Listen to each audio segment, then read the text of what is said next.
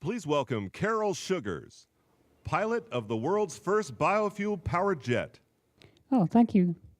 Well, it's an honor, and I'm very humbled to be invited to present today. It's also somewhat ironic, as I think you'll see towards the end of my presentation, why it is somewhat ironic that I'm here to share my ideas on what I consider to be the inspiration of innovation. It's my opinion that it takes inspiration to be innovative, and I'm going to share a small project that I was involved in, and then explain to you why I think I have the ability to innovate in the way that we did in the project. It's October 2007.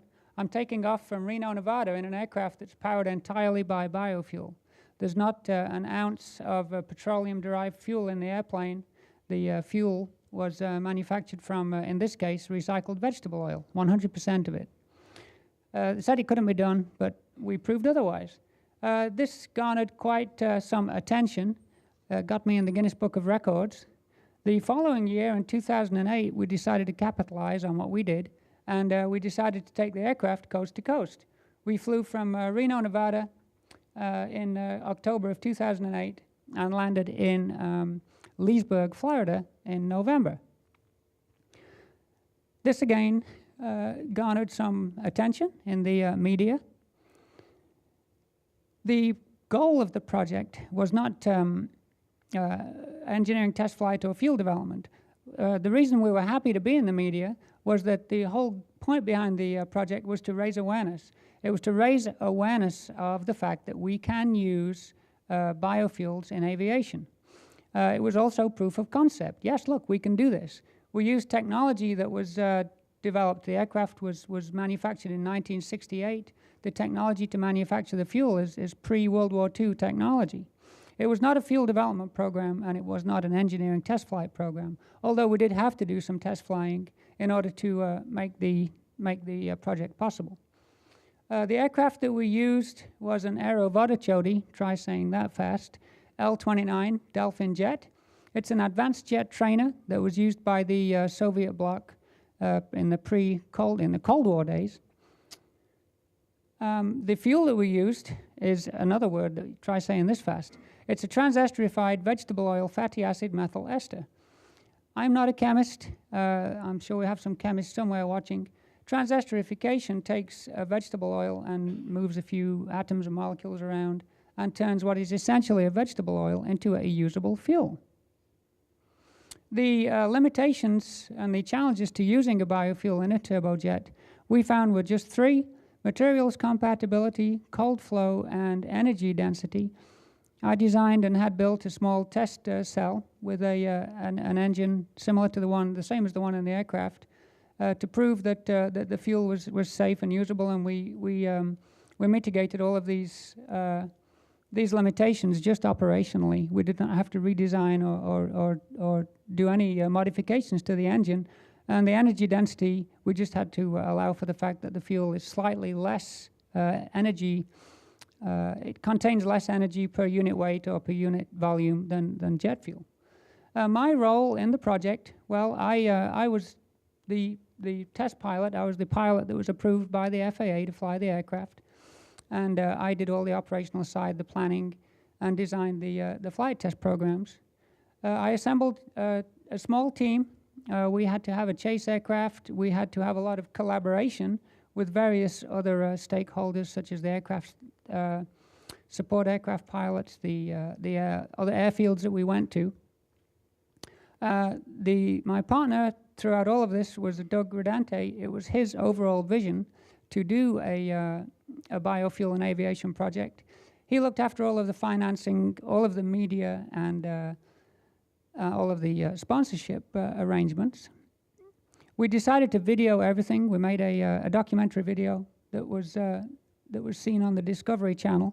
It was very daunting having cameramen looking at you all the time while you're doing a somewhat high-profile and interesting flight test program. However, we pressed on with the camera pointing at us all the time. Significant amount of collaboration, obviously. we had to collaborate with the FAA. This is a photograph of somebody from the FAA actually smiling. We kept him happy. I managed to keep him happy. And he let us do the flight. We had a chase aircraft, a trained chase aircraft pilots. In the chase aircraft, we put some of the refueling equipment for the L-29 and the cameraman and all of the associated support equipment that we needed. The fuel had to be pre-positioned across the country at the 10 refueling stops. Obviously, you can't call your local jet biofuel fuel truck to come up and fill your airplane. So we had to pre-position the fuel. I designed and had built a small refueling unit so that we could refuel the aircraft en route or on the ground. The sponsors, again, the theme of collaboration. We had some sponsors that we organized that went with us along the way. In Leesburg, the end of the project, we landed, didn't really hurt ourselves or break anything, and I think it was a pretty successful project overall. People have described it as innovative. We were the first people to do this. And how did I get the inspiration to be innovative and do this? Well, I'm from a small town in England, working class northern town, an industrial revolution town. As I was a child growing up, the view on the horizon from my bedroom was like this. The two arrows indicate a water tower and a TV antenna, which as I was a little older, I walked up and actually took a look at. What has this got to do with innovation? Well, I would look out of my window, see these things on the horizon, and to a young 5-year-old growing up in the 60s, watching the space race on TV, they were rockets. They were rockets sitting on launch pads. I would sit there dreaming and just hoping that one day they would sprout flame and just take off. I launched them many times from my bedroom. Something else we had, obviously growing up to watch this, we had the TV and we had radiogram. And these, to me, were my mission control and launch control center.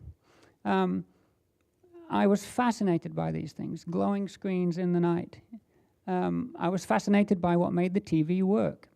When the TV broke, I couldn't wait for the repairman to come and fix it. I could look in the back to see what made it tick. It inspired me. I went on, as I grew older, joined the Royal Air Force and ended up working in a room full of screens, a darkened room. I worked in air traffic control. Later on, instead of being the orange, looking at an orange blip on a screen, I became the orange blip on the screen, and I'm currently an airline pilot. That's my day job. However, over the years, I've been involved in some fairly interesting and somewhat innovative engineering projects. The ones I'm most proud of are obviously the biofuel flight. I've also worked on some maglev systems and noise cancellation technology.